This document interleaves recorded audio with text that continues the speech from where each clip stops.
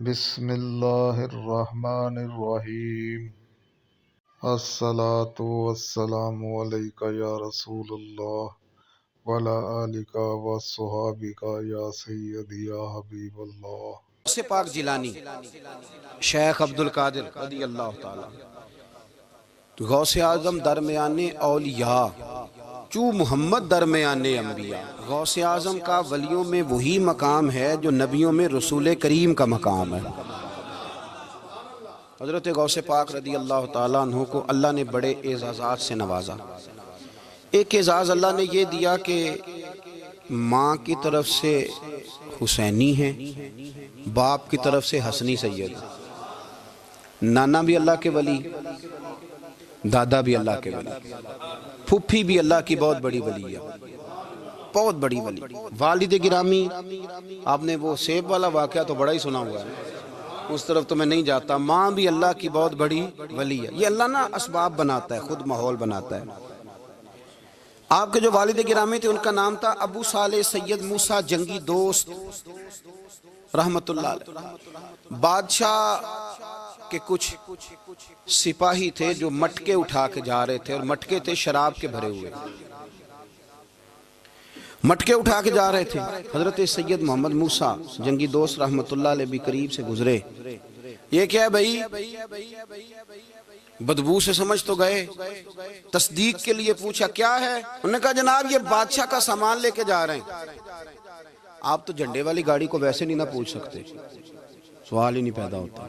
آپ چونکہ جمہوری لوگ ہیں، آپ نے تو بس دفتر بنانا ہے، جب الیکشن ہوگا نا اپنے دروازے کے سامنے سارے محلے سے لڑائی لینی ہے کہ ووٹ میرے آکے دیں، پھر ٹھیک 1.5 مہینے کے بعد سجدہ صاف بھی کر جاتے ہیں، بندہ غلط سی میں نے پتہ ہی نہیں لگا۔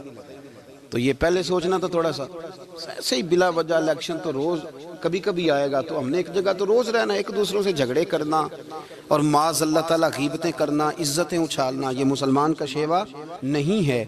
حضرت غوث پاک کے والد نے پوچھا کیا لے کے جا رہے؟ بادشاہ کا سامان ہے جی۔ ہاتھ میں ڈنڈا تھا، 3 مٹکے تھے شراب کے بھرے ہوئے، زور سے ایک ایک ڈنڈا مٹکوں پہ مارا تو مٹکے ان کے سروں پہ ٹوٹ گئے۔ بادشاہ سلامت، ہم ساری تقریباً بادشاہ سلامت ہوتے ہیں، یہ کسی کی جرت ہے مطلب میرے گھر کے معاملے میں مداخلت کرے ہو، پھر بادشاہ ہو۔ لوگوں نے جا کے بڑی غیبتیں کی، بڑی بڑی کہانیاں سنائیں۔ اس نے تو توڑ دیا جی مٹکے آپ کے، نے کوئی حال نہیں چھوڑا۔ تو بادشاہ کہنے لگا بلاؤ سید موسیٰ پاک جنگی دوست رحمت اللہ علیہ کو بلا لیا۔ تو کہنے لگے بادشاہ تمہیں پتا تھا مٹکے کس کے ہیں؟ آپ فرمانے لگے پتا تھا مجھے۔ کہا کیوں توڑے؟ فرمایا اس لیے توڑے کہ مجھے تیرے اوپر رحم آ گیا تھا، تو اگر شراب پیے گا تو دوزخ میں جلے گا، مجھے رحم آیا تھا میں نے توڑ ڈالے۔ تو کہنے لگا آپ کون ہیں؟ تو آپ فرمانے لگے میں محتسب ہوں، میری حساب کتاب لینے کی ڈیوٹی ہے، محتسب ہوں، غلط آدمی کا حساب کروں گا۔ تو بادشاہ کہنے لگا کس نے ڈیوٹی لگائی آپ کی؟ فرمانے لگے میری ڈیوٹی میرے رب کریم نے لگائی ہے، میری ڈیوٹی اللہ نے لگائی۔ تأمرون بالمعروف وتنہون عن المنکر، مسلمان کے ذمے ہے اچھائی کا حکم دے گا، برائی سے روکے، یہ ذمہ داری ہے میری، اللہ نے ڈیوٹی لگائی ہے۔ بادشاہ پہ اتنا روب طاری ہوا کہ کہنے لگا حضور آپ کی بڑی مہربانی، آپ نے یہ کام کیا۔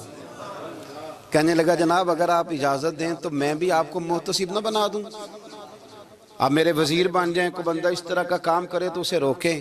تو آپ فرمانے لگے نہیں، تو اپنی نوکری سنبھال کے رکھ، جس سے اللہ ڈیوٹی پہ لگائے اسے پھر بندوں کی ڈیوٹیاں نہیں کرنی چاہیے۔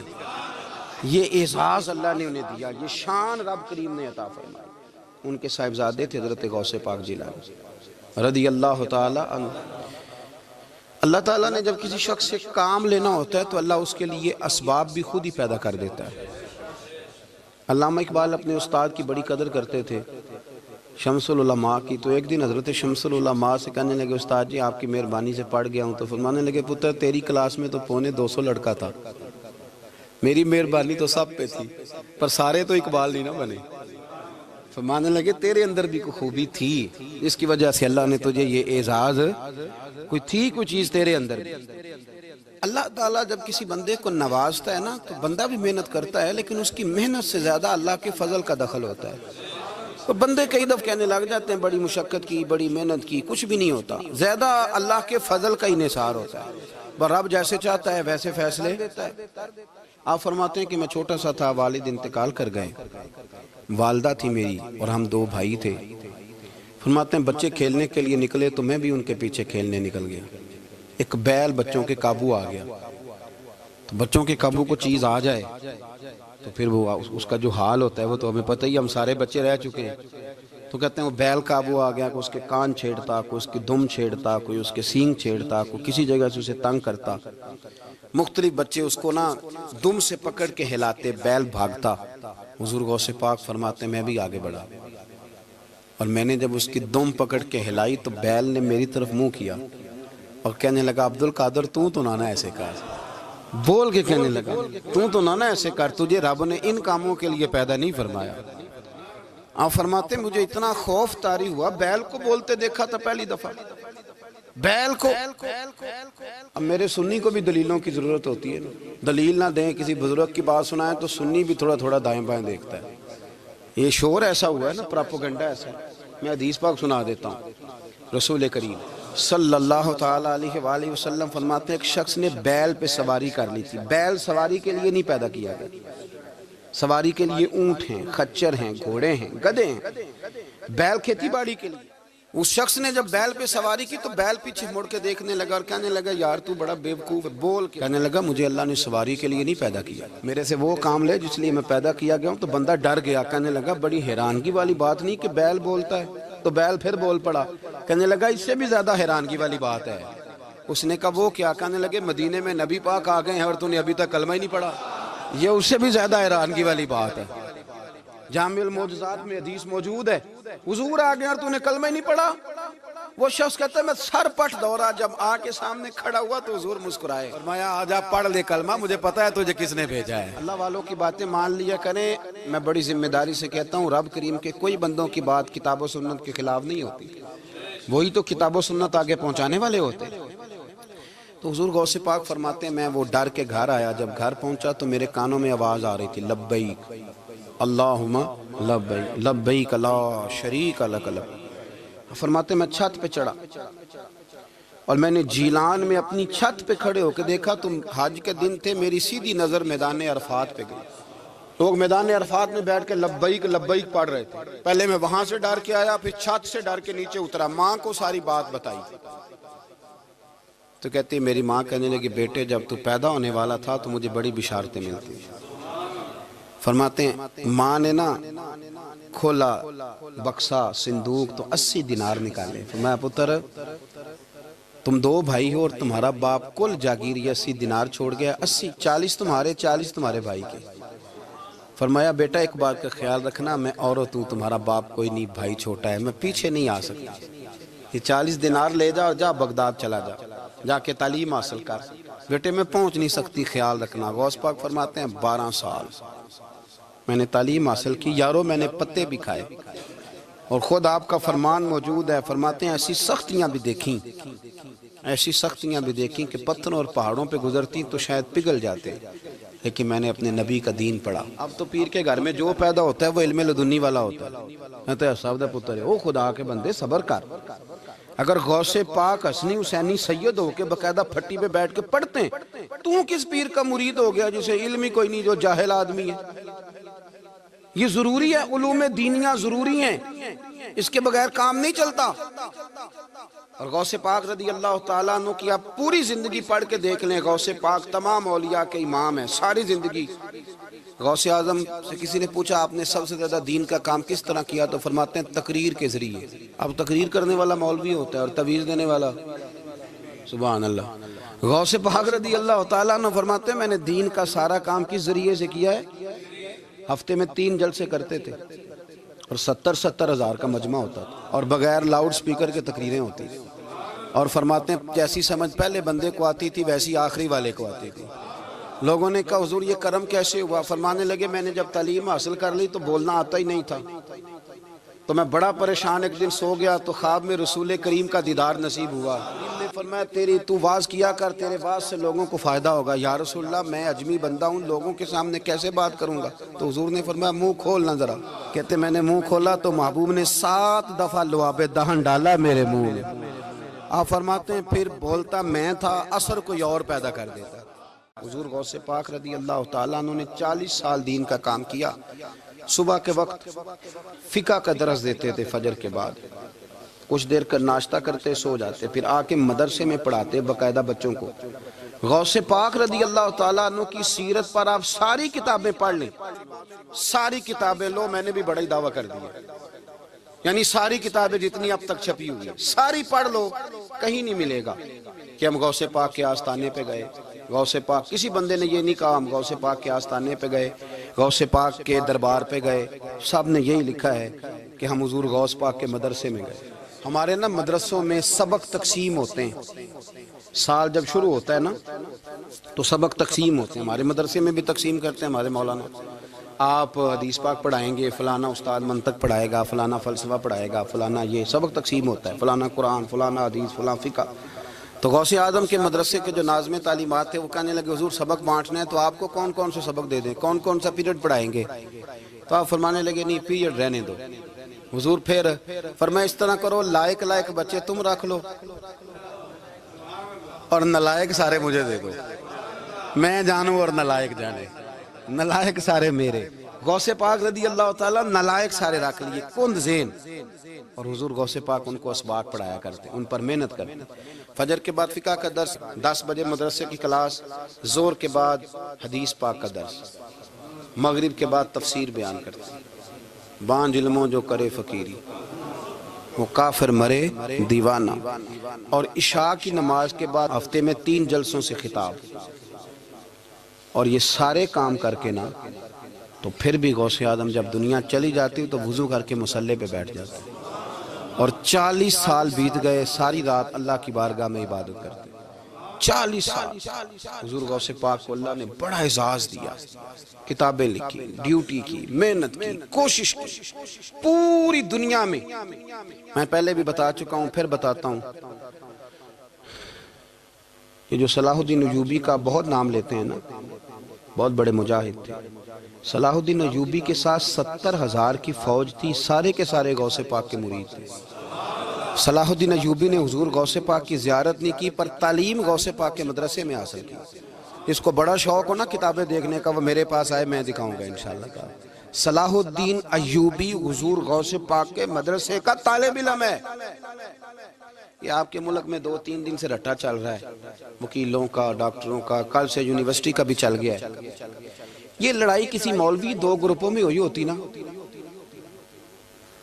چلو نام بولو، میں نے پتہ ہے اگلی گل جانے، کسی مولویوں کے 2 مدرسوں میں ہوتی نا تو جو طوفان اٹھنا تھا نا ہر چوک میں، مولوی لڑاندے بڑا لے یہ بڑی۔ میں نے دعوت دی تھی پرسوں، میں نے کہا جب وکیل مکمل تعلیم کر لینا اسے 2 سال مدرسے میں لاؤ، ہم اسے سکھائیں گے اٹھنا کیسے ہے، بیٹھنا کیسے ہے، ان کو لاؤ۔ اس لیے کہ ہم اپنی بات نہیں بتائیں گے، ہم بتائیں گے محمد عربی کی باتیں صلی اللہ علیہ۔ مہربانی کرو، مجھے کوئی شکوہ نہیں ان سے، کوئی کسی قسم کا نہیں، اس لیے کہ ہمارے ملک میں نا احتجاج کا کلچر پرموٹ کیا گیا ہے، ہم نے یہ ماحول بنا کے دیا ہے سڑک بلاک کرنے کا۔ یہ ہمارے قریب ایک گاؤں ہے تو روز ڈکیتیاں ہوتی تھی، بچہ بھی قتل، پولیس والے سنتے ہی نہیں تھے، ان بیچاروں نے روڈ بلاک کیا تو سب صحیح ہو گیا، اسی وقت سارا کچھ ہو گیا، اب پہرے داری بھی لگتی ہے، اب جناب چوکیاں بھی قائم ہو گئی، سب کچھ ہو رہا ہے۔ مزاج بنا دیا ہم نے، یہ عدم برداشت ہے، یہ کلچر خطرناک ہے، یہ کلچر تباہ کرے۔ وکیل کوئی غیر نہیں، ہمارے اپنے بھائی ہیں، کون ہیں وہ؟ ڈاکٹر کون ہے ہمارے اپنے؟ یہ جو بچے یونیورسٹی میں لڑے کون ہیں؟ ہمارے اپنے۔ ہم ان کو کاٹ کے نہیں پھینک سکتے، یہ کوئی دوسرے لوگ نہیں، سب کو ضرورت ہے ایک دوسرے کی، لیکن خدا را مہربانی کرو، معاشرے میں برداشت کا کلچر پیدا کرو، سکون کا کلچر پیدا کرو، سہنا سیکھو۔ سنو ایک بات کرتا ہوں، اللہ کرے کہ میں سمجھا سکوں، سارے فیصلے خود نہ کرو۔ اگر تمہیں نظر آئے نا کہ آپ کے ساتھ کہیں ناانصافی بھی ہو رہی ہے تو ساری عدالتیں دنیا میں نہیں لگنی، ایک قیامت میں بھی لگنی ہے۔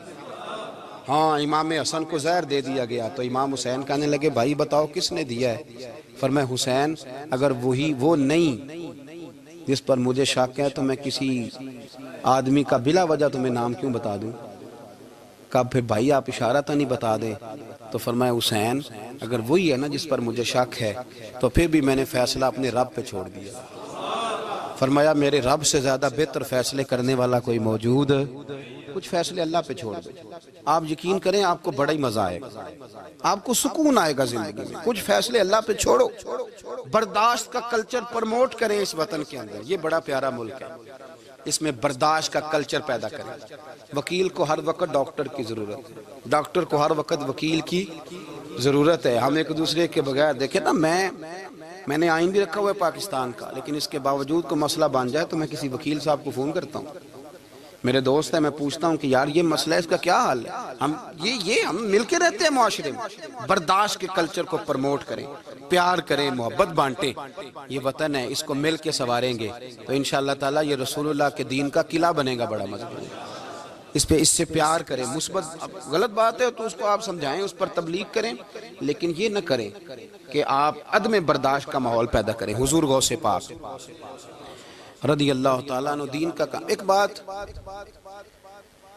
اللہ والوں کے پاس لوگ دعاؤں کے لیے جاتے ہیں، کیوں جاتے ہیں؟ سنو، میرے ساتھ ایک شخص رہتا ہے، صبح سے شام تک میری ڈیوٹی کرتا ہے، نوکری کرتا ہے، خدمت کرتا ہے، گاڑی چلاتا ہے، یہ کرتا ہے وہ کرتا ہے۔ ایک صاحب ہیں جو 3 سال کے بعد ملتے ہیں، پھر وہ جو 3 سال کے بعد ملتے ہیں وہ شکوہ کرتے ہیں کہ پیر صاحب اس کی بات زیادہ مانتے ہیں۔ تو پیر صاحب اب کدھر جائیں؟ یہ سارا دن پیر صاحب کی مانتا ہے، نہیں سمجھ آ رہی ہے آپ کو بات؟ یہ مزاج ہے نا جی۔ ایک بندہ سارا دن دنیا داری کرے، مال کمائے، پتہ نہیں جھوٹ بولے، بڑا کچھ کرے، اور ایک اللہ کا ولی جو اپنا بنائے کچھ نہ، سارا دن رسول اللہ کی باتیں کرے، سارا دن اللہ کے دین کی خدمت کرے، اور بھائی وہ جب ہاتھ اٹھاتا ہے نا تو پھر اللہ اس کی بات کو قبول کرتا ہے۔ کچھ میرے خاص ہیں، کچھ تیرے خاص ہیں، تو کچھ رب کے بھی خاص ہیں، اور اس پر بھی میں پہلے آیت پڑھ لوں گا تاکہ دلیل مضبوط ہو جائے۔ اللہ فرماتے ہیں واللہ یختص برحمتہ من یشاء، فرمایا میں نے کچھ بندوں کو اپنی رحمت سے اپنا خاص بنا لیا۔ کچھ بندے اللہ کے بس اللہ کی بارگاہ میں وہ دعائیں کرتے ہیں تو اللہ قبول فرما لیتا ہے، پتر اللہ ہی دیتا ہے، لیکن اللہ کا ولی دعا تو کر سکتا ہے نا۔ اللہ کا ولی، میری بات کی سمجھ آ رہی ہے؟ بیٹا کون دیتا ہے؟ اللہ۔ حضرت محدث اعظم رحمۃ اللہ علیہ کے پاس ایک شخص نے آ کے کہا جی ولی اللہ بیٹا دے سکتا ہے؟ آپ فرمانے لگے ولی اللہ اللہ سے ملا سکتا ہے؟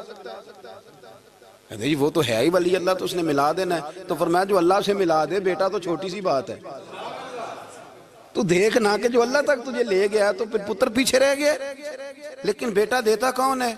بول کے بتائیں، بول کے۔ اللہ دیتا ہے۔ دعا کون کرتا ہے؟ اللہ کا ولی دعا کر دیتا ہے۔ بی بی آ گئی روتی ہوئی غوث پاک کے پاس، کہنے لگی 6 بیٹیاں ہیں۔ خامد اور سسر کہتے ہیں کہ 7ویں بھی بیٹی ہوئی تو طلاق دے دیں گے۔ تھوڑا سا اگر بندہ مالدار بھی ہو تو پھر وہ ہمارا دماغ جہاں مرضی چلتا ہے نا، یہ جہالت آج بھی بہت ساری جگہوں پہ پائی جاتی ہے۔ تہذیب سکھاتی ہے جینے کا سلیقہ، تعلیم سے جاہل کی جہالت نہیں جاتی۔ تو رو پڑی۔ حضور غوث پاک رضی اللہ تعالیٰ عنہ نے بلایا اس کے شوہر کو بھی اور سسر کو بھی، فرمایا یہ دیکھ یہ تو اللہ کے کام ہے، جس کو چاہے بیٹیاں دے، جس کو چاہے بیٹے دے۔ تو جو نہیں مانتے پھر غوث پاک کی بھی نہیں مانتے، انہوں نے کہا جی نہیں دی، میں تو نکاح کروں گا۔ چلے گئے تو غوث پاک کی بارگاہ میں وہ بیٹی اور اس کا باپ اور اس کی ماں پھر آئے، کہنے لگے حضور مہربانی فرمائیں۔ پھر اللہ کے ولیوں کے پاس ایک قوت ہوتی ہے جس کا نام مصلی ہے۔ مصلی بہت بڑی طاقت، بہت بڑی۔ حضور نے فرمایا دعا صلاح المومن، فرمایا دعا مومن کا ہتھیار ہے۔ یہ مومن جب ہاتھ اٹھاتا ہے تو پھر عرش کا مالک دروازے کھول دیتا ہے کرم کے۔ حضور غوث پاک نے مصلی بچھا لیا اور رو پڑے، کہنے لگے مالک کریم اس بی بی کے دل میں کس نے بات ڈالی تھی کہ عبد القادر کے دروازے پہ جا؟ دیکھیں منانے کا انداز، منانا آتا ہے نا۔ اللہ کس نے اس کے دل میں بات ڈالی کہ عبد القادر کے دروازے جا؟ کس نے ڈالی؟ اور مالک اگر تو نہیں ڈالی تھی تو کیا تو اب اپنے عبد القادر کو رسوا کرے گا؟ اگر تو نہیں بھیجا ہے کہ ادھر جا تو اب تو رسوا کرے گا؟ حضور غوث پاک رضی اللہ تعالیٰ نے دعا مانگ کے چہرے پہ ہاتھ پھیرے، بچی کے سر پہ ہاتھ رکھا، فرمانے لگے پتر جا، مجھے امید ہے اللہ نے 6 بیٹیاں دی ہیں تو 7 بیٹے بھی عطا فرمائے گا۔ تو بی بی کہتی ہے پھر رب نے فضل فرمایا اور 7 ہی بیٹے عطا فرمائے، پھر 7 ہی بیٹے رب کریم نے دیے۔ تو جو اللہ کی مان تھا پھر اللہ بھی اس کی، تو اس میں اختلاف کی کیا بات ہے؟ یہ سادی سی بات ہے. ایک بغداد کا سوداگر تھا، بڑا مالدار تھا. ایک دن اس نے بغداد کے سارے علماء اور مشائخ کی دعوت پکائی تو غوث پاک کے پاس بھی آیا. کہنے لگا حضور شام کا کھانا ہے. آپ نے اس کا چہرہ دیکھا تو وہ رو پڑا. کہنے لگا بغداد کے پیر انکار نہ کرنا. آپ نے فرمایا تو جا میں آؤں گا. شاگرد مرید کہنے لگے حضرت جی آپ بڑی مشغولیت تھی شام کو. فرمایا اتنا بڑا آدمی جب رو پڑتا ہے تو لگتا ہے بڑا مجبور ہے، چلیں گے. شام کو جب اس کے دروازے پہ گئے تو کھانا بھی اس نے چنا تو ساتھ اس نے ایک ٹوکرا ایک صندوق بھی لا کے رکھا، اوپر سے خالی. جب غوث پاک نے اٹھ کے دیکھا تو اندر اس سوداگر کا بیٹا، اس تاجر کا بیٹا، دونوں ٹانگوں سے معذور، دونوں ہاتھوں سے معذور، ایک ہی بیٹا اپاہج ہے.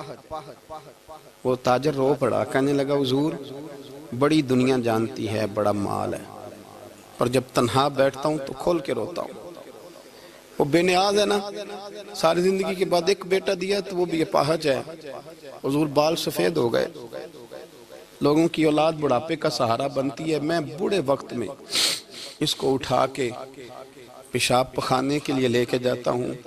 بغداد کے عبد القادر سنا ہے جب تو دعا مانگتا ہے تو رب قبول فرما لیتا ہے. تو مہربانی فرما اگر میرا پتر ٹھیک ہو جائے، میرا زور کوئی نہیں، مالک بے نیاز ہی بڑا ہے، اگر مہربانی ہو جائے. تو غوث پاک نے پھر مصلی بچھایا. مصلی بچھا کے کہنے لگے مالک تو اپنے بندوں کے دل میری طرف کیوں موڑتا ہے، اور اگر موڑتا ہے تو پھر رحمت کی نظر فرما، بندہ نوازی فرما. ایک باپ اتنے رو رو کے آنسو بہا رہا ہے تو کرم نوازی فرما. حضور غوث پاک نے ابھی چہرے پر ہاتھ نہیں پھیرے کہ بچہ اللہ اکبر کہتا ہوا صندوق سے باہر نکل آیا. ایک شخص آیا، اس نے آ کے کہا حضور میرے ابا جی میں آپ کا مرید ہوں، عقیدت مند ہوں. رات میں نے باپ کو خواب میں دیکھا ہے تو دوزخ کی آگ میں جل رہا ہے. میرا فوت ہونے والا باپ میں نے بڑی تکلیف میں دیکھا. تو غوث اعظم رضی اللہ تعالیٰ عنہ فرمانے لگے میرے مدرسے میں آیا کرتا تھا، میری خانقاہ میں آتا تھا، میری محفل میں بیٹھتا تھا، حلقہ ذکر میں رہتا تھا. تو اس نے کہا حضور کبھی کبھی آتا تھا، کبھی کبھی. غوث اعظم نے مصلی بچھا لیا. کہا یا اللہ تیرا وعدہ نہیں کہ جو اہل اللہ کے مجالس ذکر میں بیٹھے گا تو اسے شکی نہیں کرے گا. اسے اللہ تبارک و تعالی نے شیطان سے جب کہا نا کہ تو نکل جا تو لعنتی ہے، تو اس نے یہ عرض کیا کہ مولا مجھے مہلت دے. اللہ کریم نے فرمایا جا تجھے مہلت دی. کتنی؟ الی یوم الدین، قیامت کے دن تک تجھے مہلت دی. شیطان نے کچھ اختیارات کا بھی مطالبہ کیا. اللہ تعالیٰ نے اسے وہ اختیارات بھی عطا فرمائے. اللہ کے حبیب صلی اللہ علیہ وسلم فرماتے ہیں کہ جس طرح تمہاری رگوں میں خون دوڑتا ہے اس طرح شیطانی وساوس بھی دوڑتے ہیں. اور شیطان کی قوت کا، اختیار کا یہ حال ہے کہ شیطان جاسم علی قلب ابن آدم. نبی پاک صلی اللہ علیہ وسلم نے فرمایا شیطان ہر آدمی کے دل کے ساتھ چمٹا رہتا ہے، اتنی اس کی قوت ہے. شیطان ہر آدمی کی ناک پر بیٹھ کر رات گزارتا ہے. وہ رات ناک پہ کیوں بیٹھتا ہے؟ فرمایا اس لیے کہ وہ کہتا ہے جب سانس اکھڑنے لگے گی تو اسے معاذ اللہ گمراہ اور کافر کر کے ماروں. شیطان کو پتہ چل جاتا ہے کہ بندے نے نیکی کا ارادہ کیا ہے تو اس کے پیچھے لگ جاتا ہے. کسی سے پوچھے صاحب آپ محفل میں نہیں آئے، نماز میں نہیں آئے، تو کہتے میں نکلا تھا نماز کے ارادے سے، پھر شیطان نے مجھے گمراہ کیا. شیطان کی زندگی کا یہ حال ہے کہ اب تک اسے موت بھی نہیں آئی. اس کے اختیار کا یہ حال ہے کہ وہ جہاں چاہتا ہے پہنچ جاتا ہے، جو چاہتا ہے وہ کر لیتا ہے، وہ دلوں تک رسائی رکھتا ہے. اب ذرا لوگوں کے عقیدوں کا حساب لگائیے گا، وہ اللہ کے دشمن کی ساری طاقتیں مانتے جانتے، اللہ کے دوستوں کی طاقت ہی نہیں مانتے، دشمنوں کی طاقتیں مانتے ہیں. شیطان ہر جگہ موجود ہے، کوئی بندہ فتویٰ نہیں لگائے گا.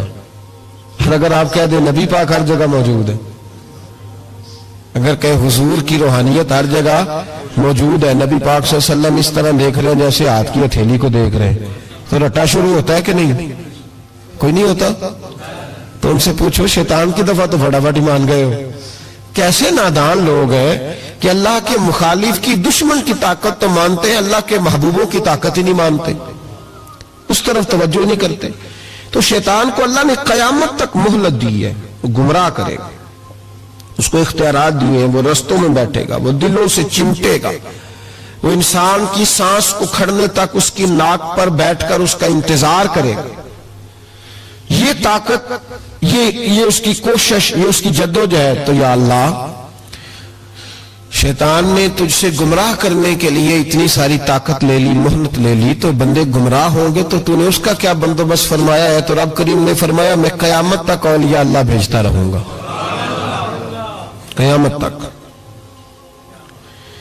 قیامت تک اللہ کے بندے آتے رہیں گے، اپنی فکر سے، اپنی سوچ سے، اپنے درد سے، اپنے پیغام سے، اپنی جدوجہد سے۔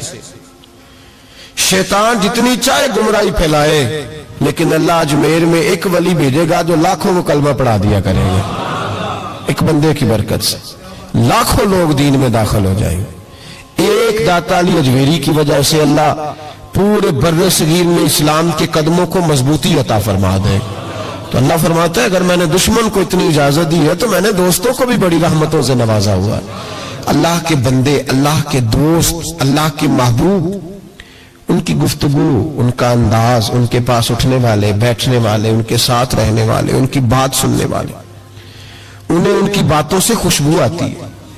وہ لوگ جب قریب ہوتے ہیں اور جب ان کے پاس اٹھتے بیٹھتے ہیں تو اس نور کی برکت سے شیطان کے سارے وار ضائع ہو جاتے ہیں، سارے وار۔ شیطان پوری جدوجہد کرتا ہے، کوشش کرتا ہے، لیکن اللہ کے ولی کی ایک بات، آج بیٹھے نا ہر گلی میں، ہر چوک میں شیطان، لیکن پھر بھی مسجد خالی نہیں کرا سکا، اس لیے کہ اگر شیطان کے پاس طاقت ہے تو رب رحمان کے بندوں کے پاس بھی بڑی طاقت ہے۔ تو یاد رکھ لے، اولیاء اللہ کا وجود ہر زمانے میں رہا، ہر زمانے میں۔ یہ علیحدہ بات ہے کہ ہر شعبے کے اندر کمزوری آئی ہے تو یہاں بھی آئی ہے، لیکن ولی کبھی نہ ختم ہوئے ہیں نہ کبھی ختم ہوں گے، یہ موجود ہے ہر گلی میں، ہر نگر میں، ہر کونے میں۔ بات صرف اتنی ہے کہ لوگوں نے میری طرح تنقید کی اینک لگا لی ہے، ہم لوگ زاویہ نگاہ نہیں بدلتے، ہم زاویہ نظر نہیں بدلتے، ہم کمیاں دیکھتے ہیں، شر دیکھتے ہیں، خیر نہیں دیکھتے، ہم غلبہ نہیں اپنی طبیعت پہ عقیدت کا ڈالتے، اس لیے ہمارا نقصان ہوتا ہے۔ اور یہ بھی شیطان کا وار ہے، یہ بھی شیطان کا وار کہ وہ ہمیں کسی اللہ والے کے قریب جانے ہی نہیں دیتا۔ تو یاد رکھیں نبی پاک صلی اللہ علیہ وسلم کی امت کے جو اولیاء ہیں، ان ولیوں نے ہر زمانے میں ڈٹ کر شیطانی قوتوں کا مقابلہ کیا۔ نبی پاک صلی اللہ علیہ وسلم کے بعد آپ دیکھ لیں ایک ایک شخص ایسا ہوا ہے جس نے لاکھوں لوگوں کی ہدایت کا وہ بندہ ذریعہ بن گیا۔ امام جعفر صادق سے لے کر امام اعظم ابو حنیفہ تک، اور امام اعظم ابو حنیفہ سے لے کر امام شافعی، امام احمد بن حنبل تک، اور پھر حضرت جنید بغدادی، حضرت سری سختی، حضرت سیدنا معروف کرخی، اور سب سے بڑھ کر محبوب سبحانی حضور غوث پاک جیلانی رضی اللہ تعالیٰ۔ آپ کبھی ان لوگوں کی فکر کو سمجھیں، ان لوگوں کے مزاج کو سمجھیں۔ ان کی باتیں ایسی ہوتی تھی کہ ایک ایک جملے سے دلوں میں انقلاب برپا ہو جاتا تھا، ایک ایک بات سوچ کے زاویے بدل دیتی تھی، افکار اور نظریات میں تبدیلی آ جاتی تھی۔ وہ علیحدہ بات ہے کہ سارا رٹا 11ویں کا رہ گیا ہے، لوگ سمجھتے ہیں 11ویں اصل ہے، اسی پہ مناظرہ، اسی پہ۔ اور یہ بھی مخالفوں کی سازش ہے کہ وہ بزرگوں کی کچھ باتوں کو مناظروں کا رنگ دے کے ان کی اصل تعلیمات سے لوگوں کو دور کر دیتے۔ 11ویں تو ایک مستحب فعل ہے، 11ویں یعنی کرائیں تو ثواب ہے، کوئی نہ کرائے تو گناہ۔ کتنے گھر ہیں جن میں 11ویں نہیں پکتی؟ کسی نے کبھی فتویٰ دیا ہے کافر ہو گئے معاذ اللہ، یہ گناہگار ہو گئے۔ 11ویں، اور جو پکانے والے ان سے بھی ایک گزارش ہے کہ 11ویں مستحب ہے، اس کے لیے مسجدوں میں اعلان نہیں کرنے چاہیے، اس کے لیے فجر سے پہلے سپیکر نہیں کھول جانا چاہیے کہ سارا محلہ چندہ دے، 11ویں پکانی ہے، مستحب فعل ہے۔ اور مستحب کے لیے سوال کرنا منع ہے، منع ہے سوال کرنا۔ اعلیٰ حضرت نے لکھا ہے کسی نے عمرے پہ جانا ہے، دل تڑپ رہا، پھر بھی اس کے لیے سوال کرنا منع ہے۔ کسی کو کہہ نہیں سکتا کہ میں نے جانا ہے. حالانکہ نبی پاک کے روزے کی حاضری اگر کسی نے ایک دفعہ بھی نہیں دی، اعلیٰ حضرت فرماتے ہیں حضور کے روزے پہ جانا امت کے لیے واجب ہے.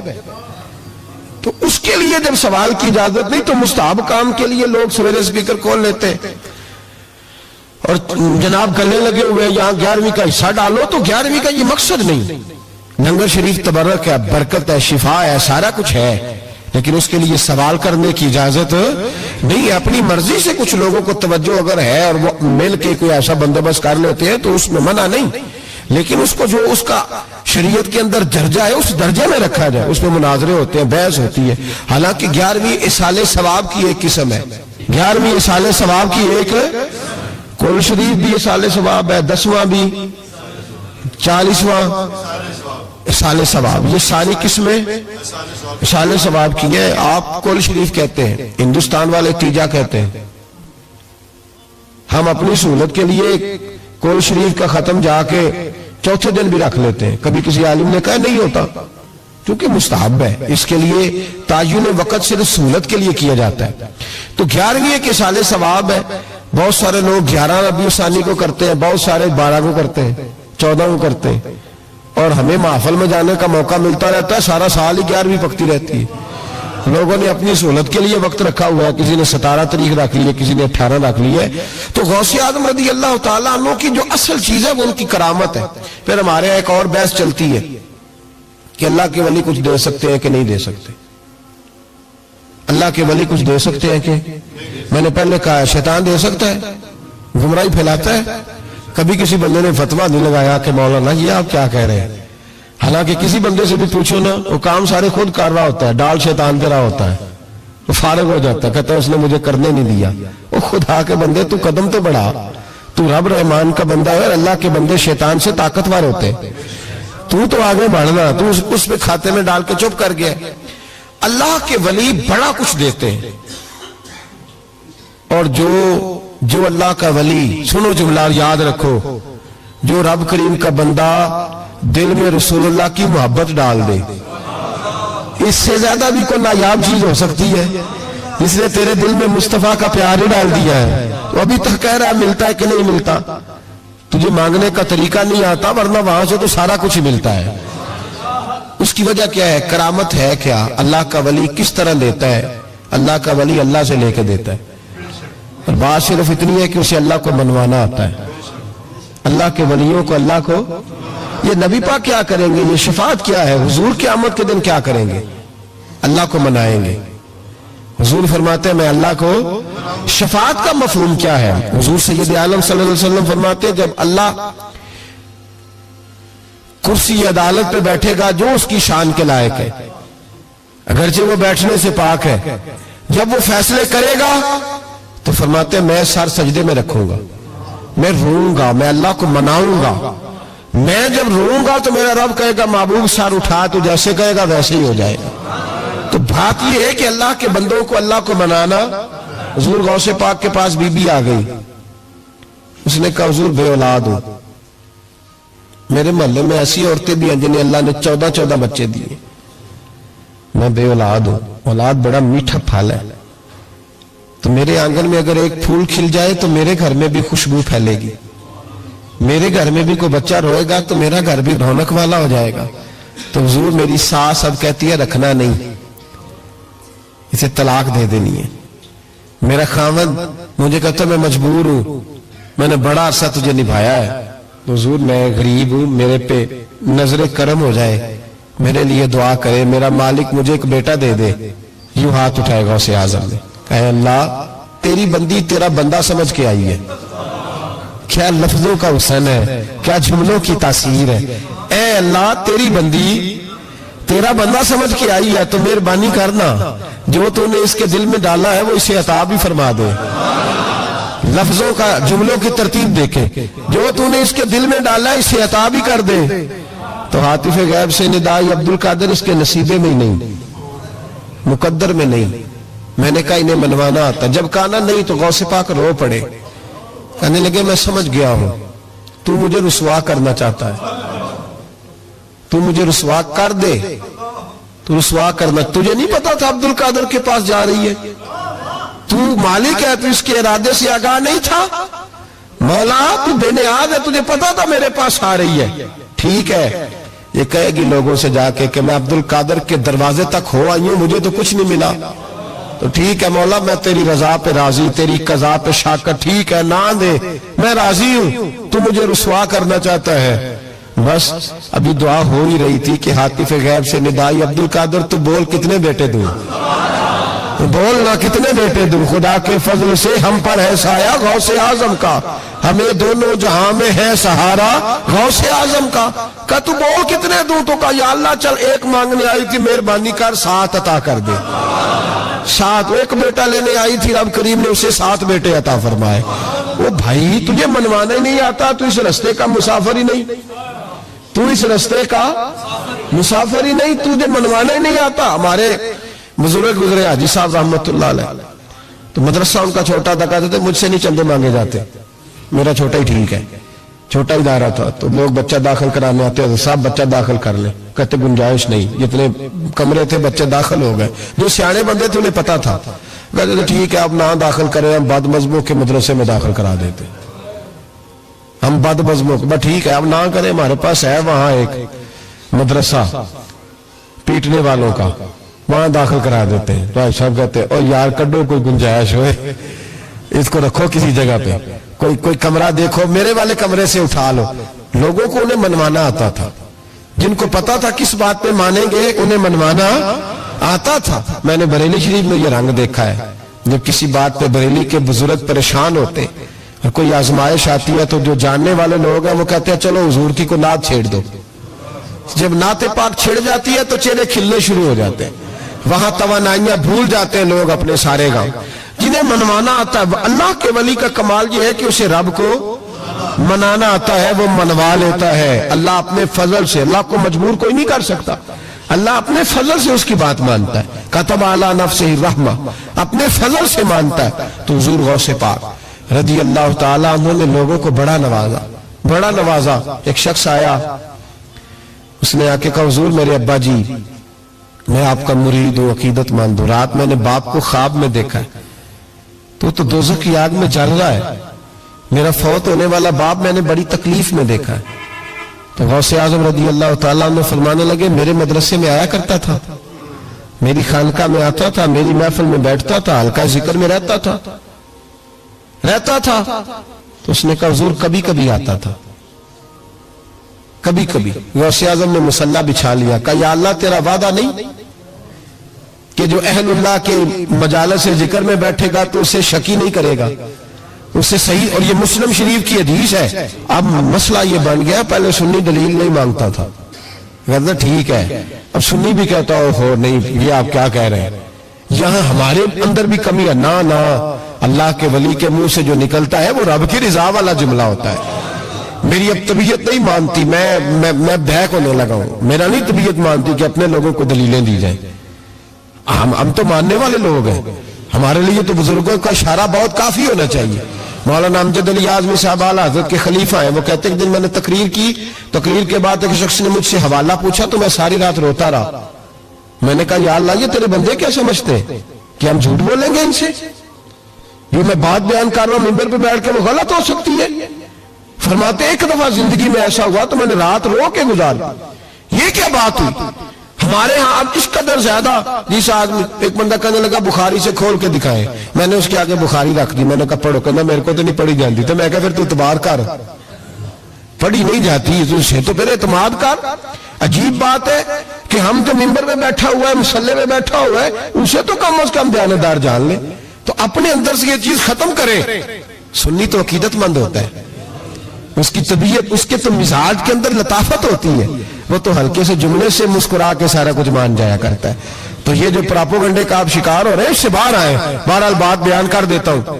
حضور غوث اعظم رضی اللہ تعالیٰ عنہ کہنے لگے اے اللہ تیرا وعدہ نہیں, دلیل کیا ہے؟ مسلم شریف کی حدیث, نبی پاک علیہ السلام نے فرمایا جو ذکر کرنے والوں کی مجلس میں خالی بیٹھ جائے اللہ تبارک و تعالیٰ اسے بھی سعادت عطا فرما دیتا ہے.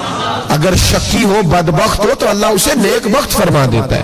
تو حضور غوث اعظم حضور کی اس دعا کا وسیلہ دینے لگے, یا اللہ تیرا وعدہ نہیں تھا وہ یہاں آیا کرتا تھا تو خدا بندہ اس کی قبر پہ عذاب. وہ شخص کہتا ہے میں گھر میں جا کے سویا, دوبارہ میرے ابا جی ملے تو مجھے کہنے لگے بیٹا عبد القادر کے پاس جاتے رہنا, عبد القادر کے پاس جاتے رہنا, جو ان کی مجالس میں جاتا ہے اللہ اس سے بڑا ہی راضی ہوتا ہے, وہاں جاتے رہنا. تو بھائی ان لوگوں کو رب کریم کو منانا آتا تھا, لیکن ان کا اصل کمال کیا تھا؟ تربیت. ان کا اصل شعبہ کیا ہے؟ سارے بولے, اصل شعبہ تربیت. اب بھی نا اگر ہمارا مزاج تربیت کا بن جائے نا,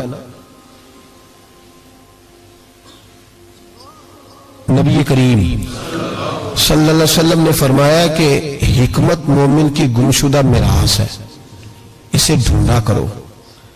کہیں سے نا کوئی چیز, شیخ شہاب الدین سہروردی کہتے تھے میں نے اپنا پیالہ ساری زندگی یوں رکھا ہے, کسی اللہ والے کے پاس گیا ہوں تو اس طرح پیالہ کھلا رکھا ہے, اور کہتا ہے میں جہاں بھی گیا ہوں نہ کچھ لے کے ہی آیا ہوں, کچھ نہ کچھ. آپ یہاں کسی بندے کو کبھی بٹھائے, اس کو کہیں کہ تو کراچی سے لے کر پشاور تک اللہ کے ولیوں کی, علماء کی درباروں کی بات بتا, وہ ہر جگہ سے 6-7 نقص نکال کے لائے گا. ادھر ایسے ہوتا ہے, ادھر ایسے ہوتا ہے, ادھر ایسے ہوتا ہے, ادھر ایسے ہوتا ہے. آپ کس چکر میں لگے ہوئے؟ ہم نے تو اپنے حصے کی خیر کٹھی کرنی. کیوں وہ والی اینک لگائی ہے جس اینک پہ ہم نے گرد تنقید کی ڈال لی ہے؟ لوگ اور ساری زندگی تنقید کرنے والا اندر سے خالی ہے. اس کی زندگی اس طرح ہے جس طرح پاگلوں کی ہوتی ہے, بول بول کے اور تنقید کر کر کے اس نے اپنے دل کی زمین بنجر کر لی ہے, کوئی شے ہاتھ نہیں آئی, کیونکہ وہ ساری زندگی سمجھے ہی نہیں. وہ خیر والے لوگ تو شیخ شہاب الدین کہتے ہیں پیالہ دل کا سیدھا کر کے گیا ہوں جہاں گیا ہوں, اور جہاں بھی گیا ہوں وہاں سے کچھ لے کے ہی آیا ہوں. کیا کر کے آیا ہوں؟ کچھ نہ کچھ, بولیے کچھ نہ کچھ میں لے کے آیا ہوں. یہاں ہر بندہ اعتراض کر رہا ہے, ہر بندہ کچھ نہیں جی خیر کوئی شے نہیں. خدا کے بندے یہ جو تمہیں اذانیں, جماعتیں, عبادتیں, ریاضتیں, درود, سلام, ذائقے, یہ جو کچھ نظر آ رہا ہے تو اس کا مطلب ہے اللہ کے بندے موجود ہیں, ان کی برکت سے نظر آ رہا ہے نا سارا کچھ. تو اولیاء اللہ کے پاس لوگ خیر لینے جاتے تھے, ان کی زندگی کے مقاصد تربیت تھی, خیال تھا. غوث اعظم کے زمانے میں کہ گویا تھا. آج تو لوگ بزرگوں کے نام پہ ساز رنگ کی محفلیں سجاتے ہیں نا. گویا تھا غوث اعظم کے زمانے میں, گانے گاتا تھا. تو غوث اعظم اسے سمجھاتے تھے کہ یہ طریقہ درست نہیں. اور ہمارے زمانے میں جس کی ہاں میں ہاں ملاؤ وہ راضی رہتا ہے, اور کسی بات پہ ٹوک دو تو فوراً ناراض. ہمارے زمانے کے اندر یہ ماحول ہے کہ جہاں آپ نے کسی بندے کو کہا کہ تو غلط ہے, یا کسی کو جس جگہ ڈانٹا اس جگہ یہاں تو مداری بن کے وقت گزارنا پڑتا ہے. جو آئے اس کے اشاروں پہ ناچو تو لوگ ٹھیک ہے. ہم چاہتے پتہ کیا ہے کہ صوفی صاحب ہوں, پیر صاحب ہوں, تو وہ نا ہمارے سامنے ہمارے اشاروں پہ چلیں. آپ کسی بندے کو اس جگہ انکار کریں, انکار. میرے صاحب نا کچھ لوگوں کو اٹھ کے ملتے تھے, کچھ لوگوں سے پورا اتنا سا ہاتھ بازوقات ملایا جاتا تھا. میرے دل میں اکثر سوال آتا تھا. ایک دن میں نے کہا حضور یہ بڑے فضول سے کچھ بندے ہیں, تو ان کو بازوقات اعزاز ملتا ہے, تو کچھ بڑی محبت کے ہیں تو ان کو اتنا سا ہاتھ بھی آپ ملا لیتے ہیں. تو ایسا فرمانے لگے یہ اپنے بیگانوں کا فرق ہے. میں نے کہا کس طرح؟ فرمانے لگے کچھ ایسے ہوتے ہیں جن کو پروٹوکول نہ دو تو بھاگ جاتے ہیں, تو کچھ ایسے ہوتے ہیں جن کا پتہ ہوتا ہے انہیں جوتے بھی مارے تو یہ میرا ہی ہے, اس نے جانا کوئی نہیں, یہ میرا ہے. فرماتے ہیں جسے ڈانٹتے زیادہ ہیں ڈپٹتے زیادہ ہیں, اس کا پتہ ہوتا ہے یہ جا کہیں نہیں سکتا, یہ میرا ہی ہے. کہ جتنا مرضی کچھ کرو. تو جو پروٹوکول مہینے کا دور آیا نا ہمارا, ہم تو ذرا اس لیے تو اصلاح نہیں ہو رہی. آپ کسی شخص کو کہیں انکار کر کے دیکھیں اس وقت وہ اڑ جائے گا منو ہی نہ کر چھڑی, حالانکہ میں تریاری روٹی بھی کھوائی ہے. ان چکروں سے باہر آئے. یہ چیز آپ کا تربیت روک دے گی, منع کر دے گی, آپ باہر نکلے. حضور غوث پاک رضی اللہ تعالیٰ عنہ گویا گایا کرتا تھا, غوث اعظم منع کرتے, فرماتے طریقہ ٹھیک نہیں, بات چیز سے وہ مخالفت کرنے لگ گیا. اور لوگ جب ان کے مفادات پہ ٹھوکر لگتی ہے تو وہ ذات پات پہ اتر آتے ہیں. وہ کہتا ہے جی دیکھو میرے پیچھے رش بڑا ہے, لوگ سنتے بڑے ہیں, تو عبد القادر تو معاذ اللہ جلتے ہیں مجھ سے. خیر بڑی مخالفت کی, باتیں ٹٹول کے لاتا, کھاتے کہاں سے ہیں, لنگر کہاں سے آتا ہے, یہ کیا ہے. حضور غوث اعظم ہنس دیا کرتے, فرماتے چل ٹھیک ہے موج کر. وقت گزرتا گیا, बूढ़ा हो गया, लोग उसकी आवाज के दीवाने थे, गले की आवाज बड़ा सुरीली थी, वो अब धीमी पड़ गई। वो जो उसे सुनते थे वो किसी और को सुनने लगे। घर में भी जब तक पैसे आते थे तब तक तो घर में भी बड़ी कदर थी, अब जब घर में कुछ ना दिया तो बच्चों ने भी निकाल दिया। हालत ये हुई कि कब्रिस्तान जाके बैठ गया, मक्खियां भिनकती है, पहनने को कपड़ा कोई नहीं, खाने को रोटी कोई नहीं। मेरे शेख, मेरे गौसे आजम उस गली से गुजरे, जब गौसे आजम गुजरे तो उसकी हालत देखी तो महबूब पाक का वो तरीका याद आ गया।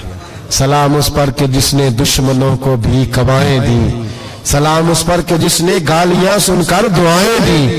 तो हुजूर गौसे आजम घर गए, गुलाम को बुलाया, फरमाया 100 दिनार ले जा, उस गवैये को दे आ, बताना ना किसने भेजे, दे के लौट आना। वो कहते मैं गया तो बड़ी बुरी हालत, फटे हुए कपड़े, खस्ता हाली, जाकर के 100 दिनार दिए। मैंने कहा लो, उसने आके खोली तो बुढ़ापे से बुरी हालत, बीमारी, ज़ोफ। कहने लगा किसने भेजे? तो मैंने कहा मुझे पहुंचाने का हुक्म है, बताने का नहीं। तो कहते उसकी आंखों में आंसू आ गए। कहने लगा मैं भी सारे बगदाद को जानता हूं, मुझे पता है इस हालत पे अगर मुझ पे कोई कर्म कर सकता है तो वो अब्दुल कादिर जिलानी है। मुझे भी पता है, मैं भी जानता हूं इस हाल में गिरे हुए को थामना अगर किसी का तरीका है तो वो गौसे आजम का ही है, वही मुझ पे कर्म कर सकते हैं। कहते मैं खादम, कहते मैं दे के आया तो वो मेरे पीछे पीछे चलने लगा। हुजूर गौसे आजम पढ़ा रहे थे तो सामने आके खड़ा हो गया, नजर उठाई आपने, फरमाया मैं क्या खिदमत कर सकता हूं। चीख मारी उसने, रोया, कदमों में गिरा, लगा अब्दुल कादिर तो मेरे नबी का सच्चा वारिस है, तू सच्चा वारिस है नबी पाक सल्लल्लाहु अलैहि वसल्लम का। मैं सारी जिंदगी मुखालफत करता रहा और जब मेरा कोई ना बना तो तू मेरा बन गया। अब मुझे बता कि इस बुढ़ापे में तौबा करूं तो अल्लाह कबूल कर लेगा? तो गौसे आजम फरमाने लगे तू सच्चे दिल से तौबा कर, अल्लाह तेरी तौबा भी कबूल फरमाएगा और तुझे अपने नेक बंदे में शामिल भी फरमाएगा। शर्त यह है कि सच्चे दिल से कर, इखलाक के लिए आए, किरदार के लिए आए, तरबियत के लिए आए। उन लोगों ने अपने अमल से ढेरों लोगों की जिंदगियां बदली।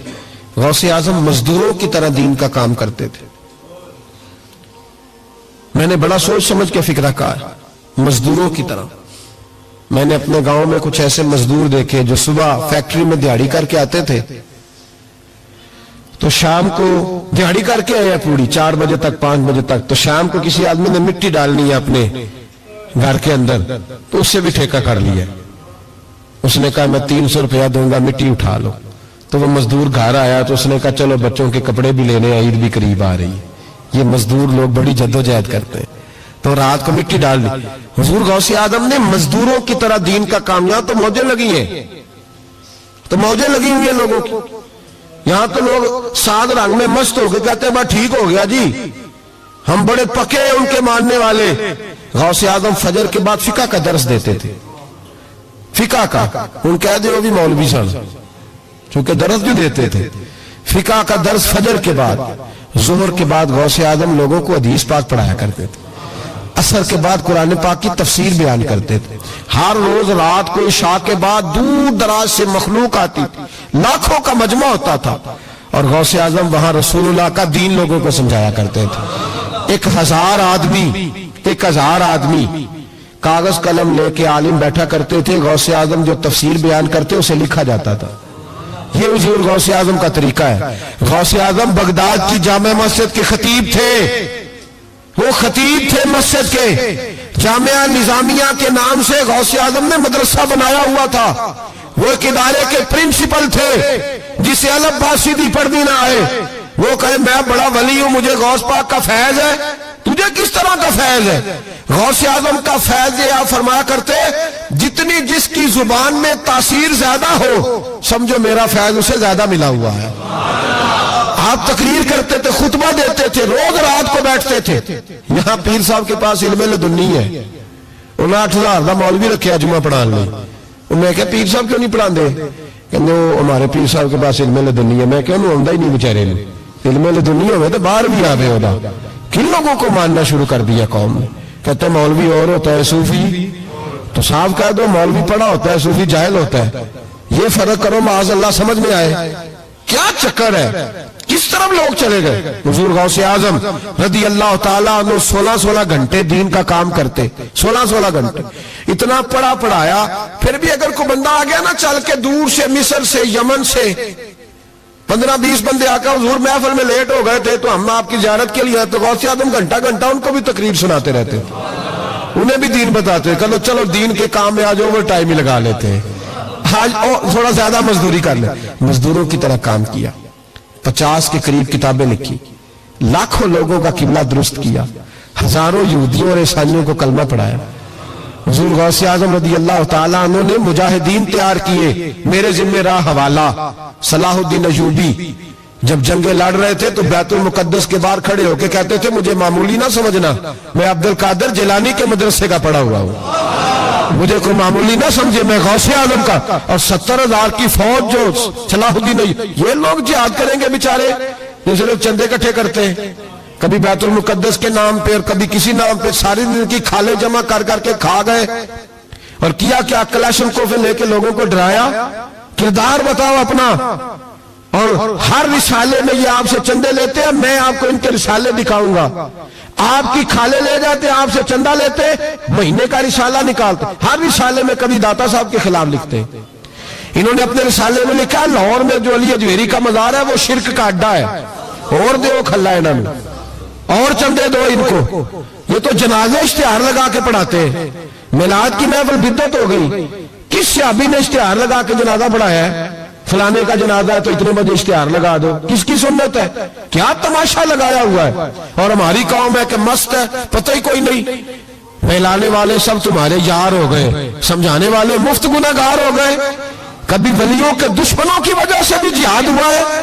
صلاح الدین ایوبی کھڑے ہو کے کہنے لگے فلسطین میں، فرمایا میں لڑوں گا اس لیے کہ میں عبد القادر کے مدرسے کا طالب علم ہوں.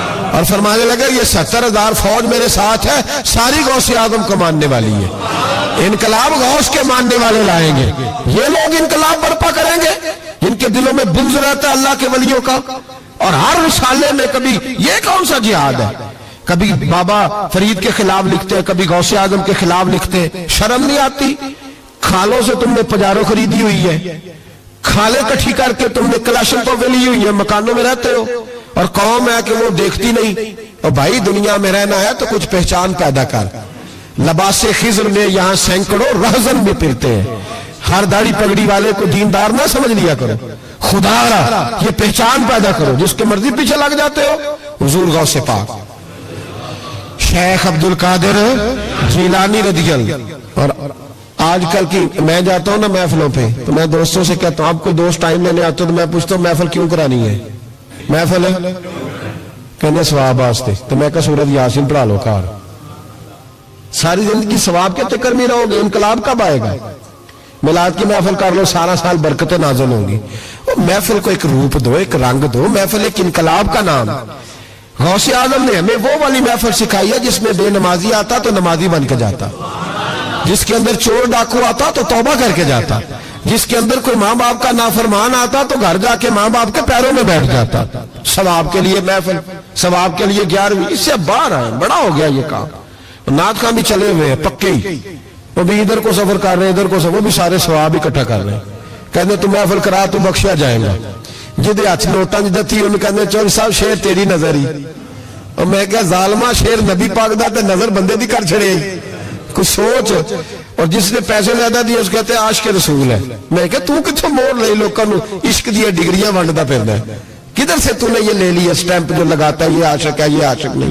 محفل کرانے والا بھاویں بجلی چوری کردا ہوے تو عاشق رسول ہے.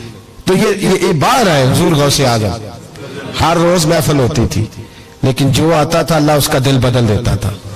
اور چونکہ ریاکاری نہیں تھی، تسنع نہیں تھی، بغداد میں محفل ہو رہی، غوث اعظم تقریر کر رہے ہیں، بارش شروع ہو گئی، لوگ بکھرنے لگے.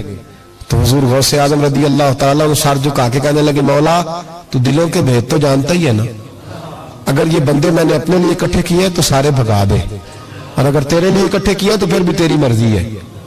تو دلوں کے بھید جانتا ہے. لوگ کہتے ہیں سارے بغداد میں بارش ہوتی تھی، جہاں غوث اعظم کا جلسہ ہوتا تھا وہاں نہیں ہوتی تھی، وہاں نہیں ہوتی تھی، اس لیے کہ انہیں اللہ کو منانا آتا تھا. انہیں طریقہ بتا.